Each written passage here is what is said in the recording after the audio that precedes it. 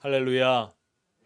삶의 자리에서 감사함으로 하나님께 예배드리는 모든 믿음의 심령 위에 이 땅에 오신 예수 그리스도의 사랑과 평화가 함께하기를 축복합니다. 오늘은 2024년 마지막 주일 송년 주일입니다. 한 해 52주의 주일 예배로 하나님과의 친밀한 교제를 나누기 위하여서 힘써왔던 우리 믿음의 삶의 그 수고와 헌신에 깊은 감사와 존경의 인사를 드립니다. 모두 수고하셨습니다. 우리 주 예수 그리스도께서 이 땅에 오셨지만 세상의 평화는 요원해 보입니다. 세상 곳곳에서 벌어지는 전쟁과 내전은 멈출 기미가 보이지 않고 헛되이 많은 생명이 지금 이 시간에도 죽어가고 있습니다. 또 온 땅의 크고 작은 재해들은 지속해서 일어나고 이 기후재앙이 우리의 생명의 미래가 밝지 않음을 경고해 주고 있죠. 그리고 우리가 살아가는 이 사회는 정치 혼란 속에 나아갈 바를 알지 못한 채 어둠이 짙게 드리워져 있습니다. 또한 아침 이 시간에 전남 무안에서 비행기가 추락하여서 많은 생명이 위태로운 지경에 있습니다. 우리의 입술에서 깊은 한숨만 내쉬게 되고 절망의 탄식만 흘러나오게 되죠. 그러나 믿음으로 살아가는 하나님의 사람은 죽음과 어둠의 그늘이 짙게 드리워진 이 세상에 소망과 평화, 생명의 빛으로 오신 예수 그리스도의 성탄에 기뻐하고 감사하면서 소망이 없는 이 땅에 참 소망을 품게 하시고 또 평화가 없는 이 땅에 참 평화가 이루어지게 하시며 죽음이 가득한 땅에 생명을 돋우시는 구원의 은총이 속히 임하기를 간절히 기도해야 합니다. 이것이 세상을 살아가는 하나님의 사람들이 마땅히 행해야 할 사명인 것이죠. 우리가 대림의 절기에도 히브리서의 말씀을 보았지만 히브리서는 당시대의 그리스도인들을 향한 설교입니다. 유대교에서 복음을 영접한 유대인들이 로마의 핍박과 그리고 박해 속에서 구원의 복음을 뒤로하고 믿음의 길에서 이탈하는 일들이 생겨났죠. 유대인들은 이 땅에 오신 예수 그리스도보다 율법의 전달자인 천사를 숭배하였습니다. 히브리서는 그들의 이러한 잘못된 의식을 바로잡기 위하여서 1장에서 그리스도께서 천사와 비교할 수 없는 우월한 존재임을 증명하였습니다.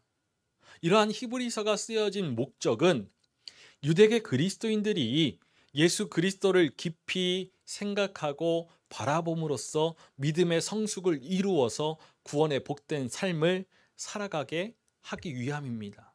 그래서 예수 그리스도에 대해서 심도 있게 말씀하고 있죠. 예수 그리스도는 하나님의 모습을 지니셨지만 하나님과의 동등됨을 당연하게 생각하지 않으시고 오히려 종의 모습을 취하시고 사람과 같이 되셨습니다. 예수 그리스도의 낮아지심, 이 낮아지심을 신학적인 용어로 그리스도의 비하라고 합니다. 그리스도의 비하. 예수 그리스도께서 비하하신 이유는 오늘 히브리서 본문의 말씀을 통하여서 우리가 세 가지로 생각해 볼 수 있습니다. 첫 번째로 마귀를 멸하시기 위해서입니다. 우리 히브리서 2장 14절의 말씀을 함께 읽어보겠습니다. 자녀들은 혈과 육에 속하였음에 그도 또한 같은 모양으로 혈과 육을 함께 지니심은 죽음을 통하여 죽음의 세력을 잡은 자 곧 마귀를 멸하시며, 하나님의 자녀들은 혈과 육에 속하였습니다. 피와 살을 가진 사람들이기 때문에 예수님께서도 피와 살을 가진 사람이 되셔야 했죠. 혈과 육, 피와 살은 사람의 육체를 구성하는 가장 중요한 성분입니다. 이 피와 살, 육체를 가지고 살아가야 하는 사람이 이 피와 살이 이 사람의 그런 한계, 현실적인 한계를 말해주고 있죠. 그런데 예수님께서 같은 모양으로 혈과 육을 함께 지니심은 이 사람의 약함, 이 사람의 한계를 몸소 겪으시기 위해서입니다. 예수 그리스도는 죽음을 통하여 죽음의 세력을 잡은 마귀를 멸하시기 위하여서 성육신하셨습니다. 죽음을 통하여는 예수님께서 직접 죽음을 경험하셨다라는 것이죠. 겪으셨습니다. 마귀는 죄에 빠지도록 유혹해서 죽음의 형벌을 받게 하는 그런 본성을 지닌 존재입니다. 사람들에게 죽음을 두려워하게 하는 이 마귀를 멸하시기 위하여서 예수님께서 죄의 결과인 죽음을 대신 겪으셨습니다. 속량의 제물이 되기 위하여서 죽음을 겪으실 수 있는 이 혈과 육을 지니심으로써 죽음의 고통과 피 흘림의 아픔을 경험하신 것이죠. 그러므로 예수 그리스도께서 죽음의 세력을 잡은 마귀를 멸하셨습니다. 그런데 예수님께서 대속의 죽으심으로 마귀를 멸하신 이유가 무엇입니까? 두 번째로 죽음의 종로로 타는 자들을 해방시키기 위해서입니다. 우리 15절의 말씀을 함께 읽어보겠습니다. 또 죽기를 무서워함으로 한평생 매여 종로로 타는 모든 자들을 놓아주려 하심이니. 죽기를 무서워하여 죽음의 종로로 타는 모든 자들을 놓아주기 위해서이죠. 종로로 탄다. 이것은 마귀의 유혹에 쉽게 걸려 넘어지고 두려움에 쉽게 빠져드는 그러한 노예가 되었다라는 것입니다. 사람은 혈과 육을 지닌 그 연약함으로 인하여서 죽음에 대한 두려움을 가지고 살아갑니다. 인생을 살아가는 사람의 비참함은 죽음의 종노릇하기 때문이죠. 말씀이 육신이 되어 우리 가운데 오신 예수님은 이 죽음의 공포에서 헤매이도록 가로막는 이 혈과 육을 친히 지니셔서 죽음에서 우리를 해방시키기 위한 대속의 죽음까지도 감내하셨고 부활의 생명을 이루셨습니다. 연약한 혈과 육을 지닌 사람일지라도 죽지 않고 부활의 생명을 가질 수 있다라는 그 진리를 증명하심으로써 죽기를 무서워하지 않고 두려움에서 놓여서 부활의 소망을 품게 하신 것이죠. 마지막으로 백성의 죄를 속량하기 위해서입니다. 우리 오늘 읽은 17절의 말씀을 우리 다시 한번 읽어보겠습니다. 그러므로 그가 범사의 형제들과 같이 되심이 마땅하도다.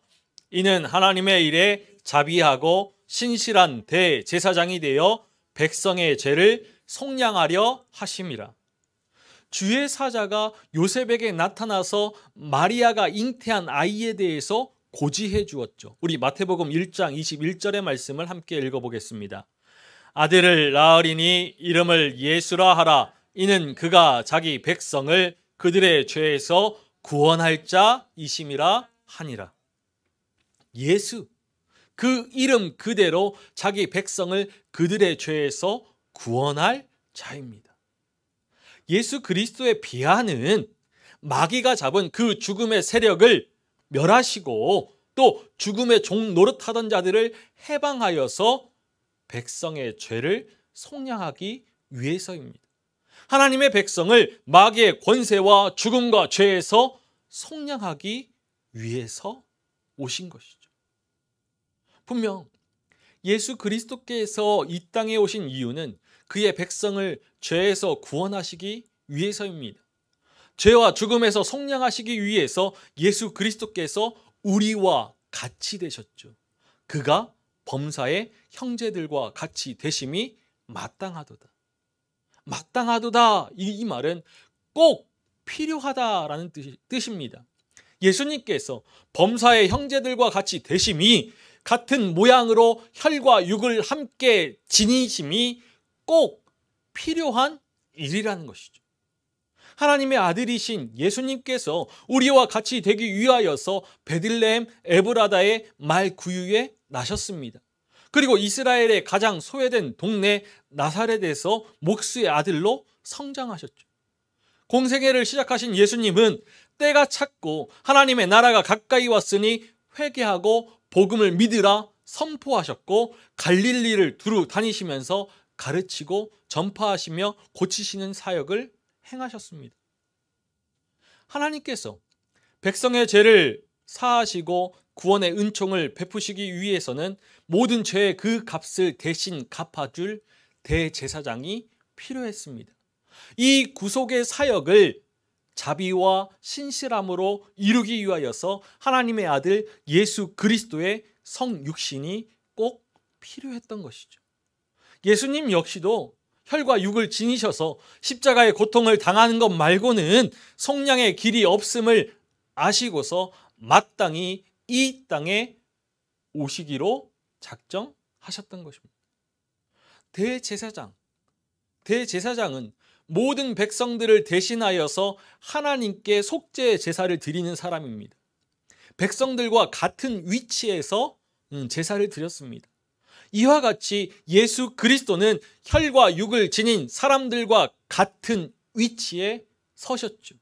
죄와 사망의 권세로 짓눌린 세상에 오신 예수님은 모든 죄를 대신 짊어지시고 스스로 희생의 제물이 되어서 십자가에 죽으심으로 하나님의 일에 자비하고 신실한 대제사장이 되어서 백성의 죄를 속량하셨습니다.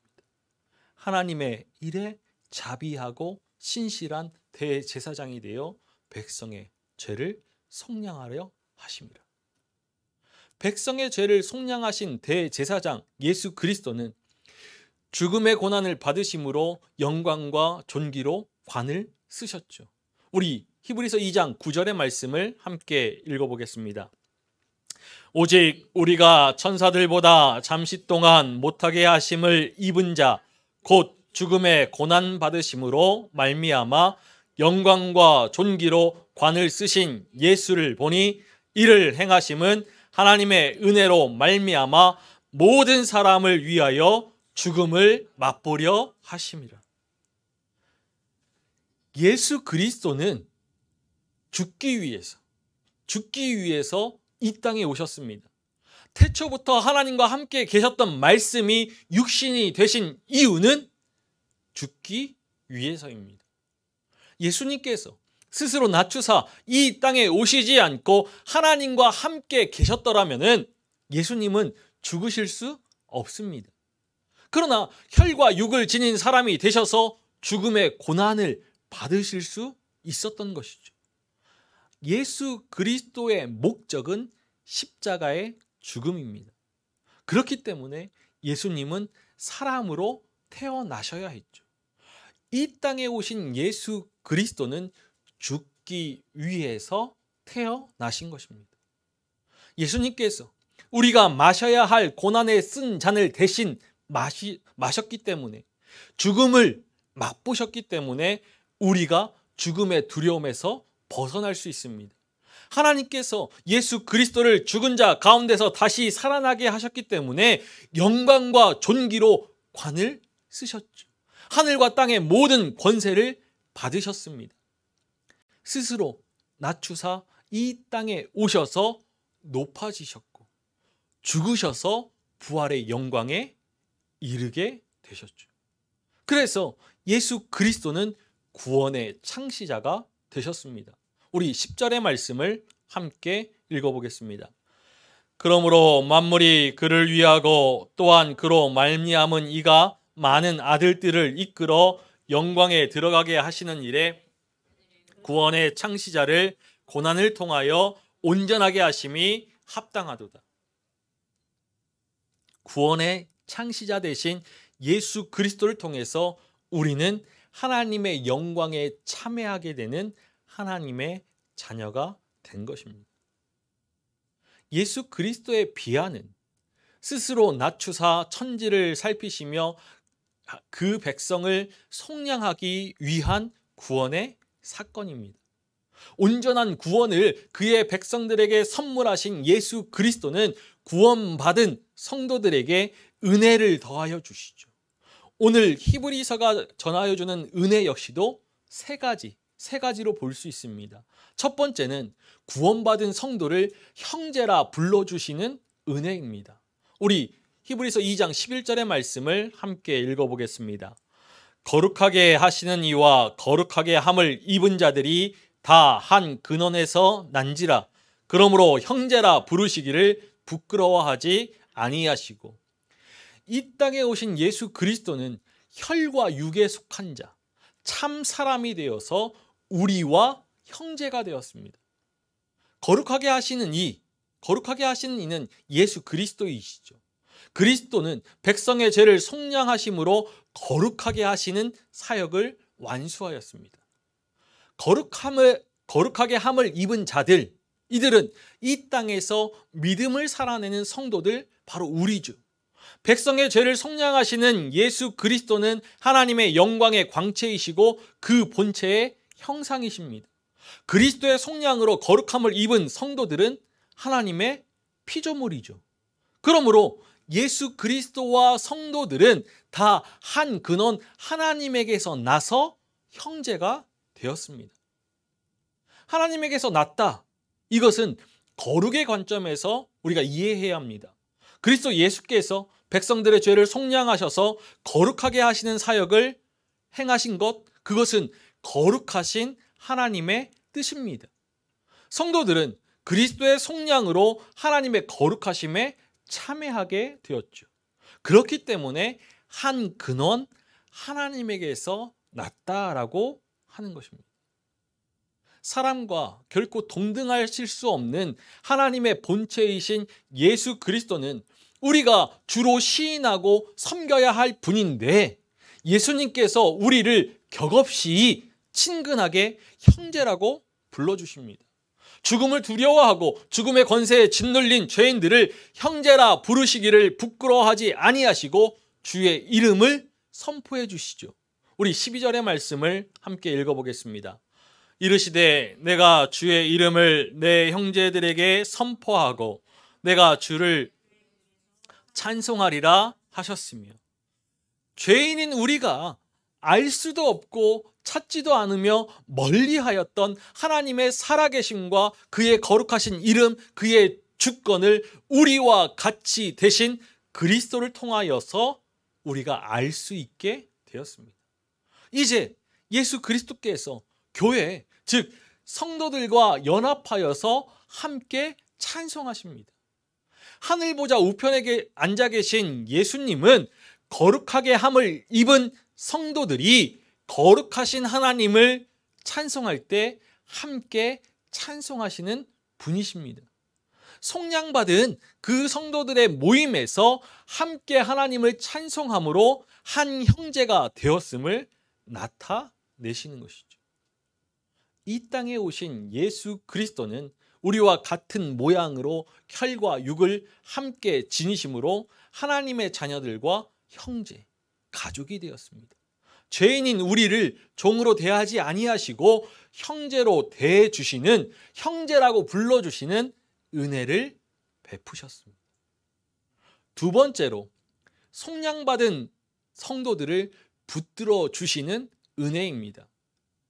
하나님의 자녀들이 죽음의 세력을 잡은 마귀의 종이 되어서 종노릇하고 있을 때 예수 그리스도께서 혈과 육을 함께 지니심으로 같은 모양으로 사람으로 이 땅에 오셨죠.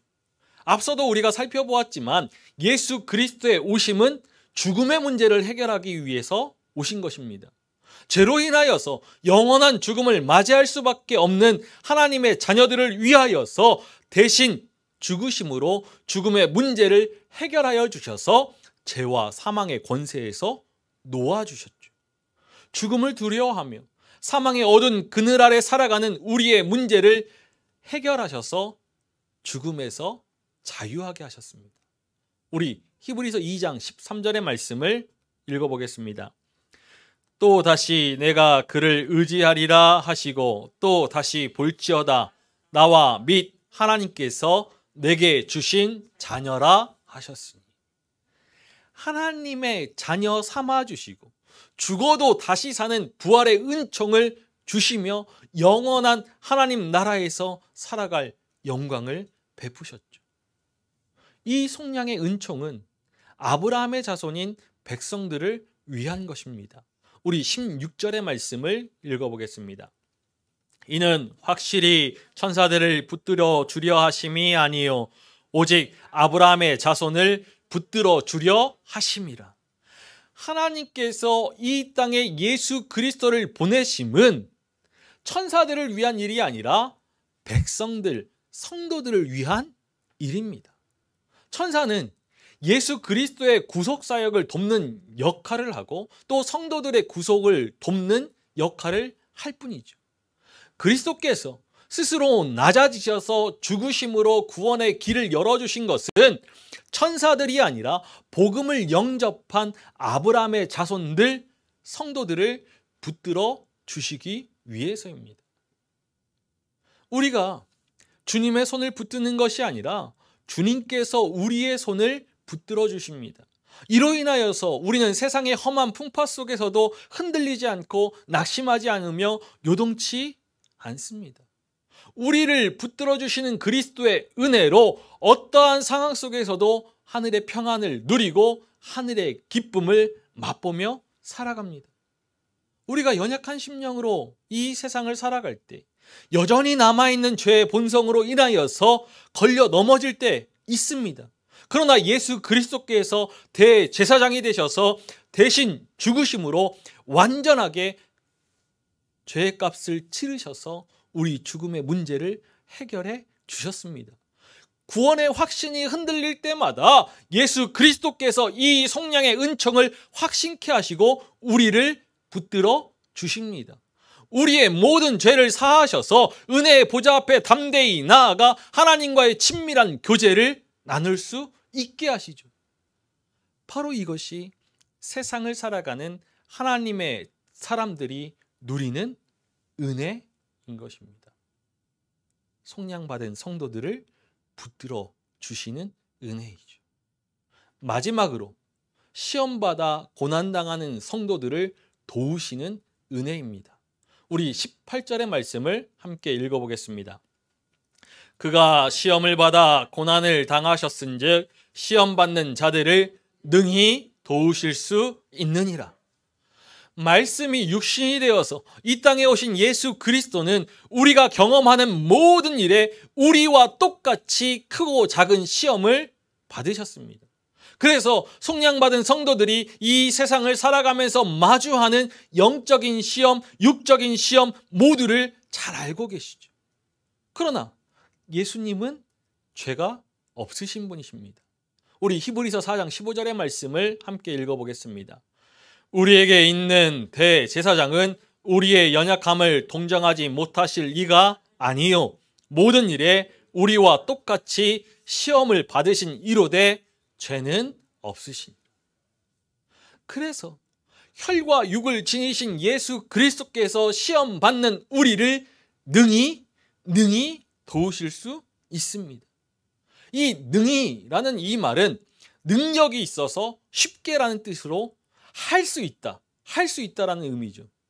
예수님은 우리가 인생에서 마주하는 모든 어려움에서 우리를 충분히 도우실 수 있고 우리를 도우시는데 부족함 없이 도우실 수 있는 분이십니다. 우리가 성육신하신 예수 그리스도를 바라볼 때 그 어떤 것도 주님께서 우리를 도우시는 일을 막을 수 없고 우리를 향한 주님의 의지, 주님의 결단을 꺾을 수 없습니다. 세상에서 믿음으로 살아가는 우리에게도 시험과 고난이 비켜가진 않죠. 그러나 이 시험의 길을, 고난의 길을 앞서가신 예수 그리스도를 기억한다라면은 모든 시험과 고난을 능히 이겨낼 수 있습니다. 우리가 경험하는 시험과 고난은 예수 그리스도께서 겪으신 시험과 고난에 비한다라면은 작은 것이고 그리고 장차 받게 될 영광에 비할 수 없는 것이기 때문이죠. 그러므로 우리를 넘어뜨릴 시험과 고난이 없음을 우리가 믿음으로 시험과 고난을 이겨내신 예수 그리스도만을 따라가야 합니다. 우리의 약함을 채울하시는 의로우신 예수 그리스도께서 우리가 시험을 받을 때 우리를 위해 중보하시며 성령으로 우리의 연약함을 도우심을 확신하면서 예수 그리스도를 따라가야죠. 백성의 죄를 속량하시기 위해 이 땅에 오신 예수 그리스도께서 우리를 형제라 불러주시고 구원의 확신으로 살아가도록 붙들어 주시며 시험 받을 때 능히 도우시는 은혜를 베풀어 주십니다. 송년주일로 예배드리는 오늘은 성탄절 첫째 주일이기도 합니다. 이 교회 절기 중에서 성탄절은 가장 짧은 절기입니다. 성탄의 절기는 성탄일 12월 25일부터 1월 6일 주연일 전까지 12일입니다. 가장 짧은 절기이죠. 이 성탄의 절기 동안 평강의 왕으로 세상을 다스리기 위하여서 이 땅에 오신 예수께서 그리스도시라는 사실이 비밀로 감춰집니다. 그러나 오늘 우리는 이 성탄의 본질인 성육신의 신앙을 깊이 새겨야 합니다. 예수 그리스도께서 하늘 영광을 버리시고 죄와 죽음의 권세가 가득한 이 세상에 오셔서 시험과 고난을 당하셔서 죽음의 세력을 멸하시고 죽음의 종노릇 하던 자들을 우리를 해방하여서 우리의 죄를 속량하셨습니다. 하나님의 아들 예수 그리스도께서 시험 받으시고 고난 당하셨으니 우리가 인생의 시간에 마주하는 시험과 고난을 두려워하지 않을 수 있습니다. 혈과 육을 지닌 연약한 사람이기 때문에 순간 잠깐 두려워하고 절망할 수 있습니다. 그러나 예수 그리스도께서 십자가의 죽음까지 내려갔으니 죽음을 두려워할 필요 없죠. 더 이상 죽음의 종노릇하지 않습니다. 하나님의 아들께서 친히 사람이 되셔서 이 땅에 오셔서 임마누엘의 주님으로 언제나 모든 순간에 우리와 함께 하시기 때문입니다. 우리를 형제라 불러주시고 우리를 붙들어 주시며 우리를 능히 도우시기 때문이죠. 오늘 우리가 이 히브리서의 말씀을 통해서 높고 높으신 하나님의 아들 예수 그리스도께서 스스로 낮아질 수밖에 없었던 그 이유와 그리스도께서 베푸시는 그 은혜를 기억한다라면 그리스도의 이 땅에 오심에 감사하고 다시 오실 그리스도를 기다리는 믿음으로 오롯이 서야 합니다. 혈과 육을 지닌 연약한 인간이기에 죽음을 두려워할 수밖에 없는 우리로 하여금 죄와 사망의 권세에서 벗어나 구원의 은총 아래 거하도록 이 땅에 오신 그리스도의 사랑에 감사하면서 그리스도의 속량을 기뻐 찬양할 수 있는 우리가 되어야지. 우리를 찾아오신 예수 그리스도를 기쁨으로 영접하고 그 사랑을 맛보아 깨달아야 할 것입니다. 그리스도 안에 머물러서 죽음의 자유한 믿음의 삶을 살아가야죠. 우리를 속량하신 예수 그리스도께서 다시 오실 때 마침내 우리는 하나님의 영광에 참여할 것을 확신해야 할 것입니다. 사랑하는 믿음의 가족 여러분, 2024년 힘들고 어려웠던 인생의 순간들에도 우리와 함께 하셨던 임마누엘 주님의 은총으로 우리의 인생이 지금 이 자리에 서게 되었습니다. 살아계신 우리 주 예수 그리스도께서 지금도 형제된 우리를 붙드시며 도우십니다. 마지막 날까지 우리를 속량하기 위하여서 이 땅에 오신 예수 그리스도만을 바라보면서 믿음으로 세상을 넉넉히 이겨나아갈 수 있기를 간절히 소망합니다. 하나님의 사람으로 피하고 따르며 싸우고 취하는 그 믿음의 삶을 오롯이 살아내길 소망하면서 지난 한 해 한 걸음 한 걸음 내딛었던 그 삶에 하나님께서 크신 복을 더하여 주시기를 주님의 이름으로 축원합니다.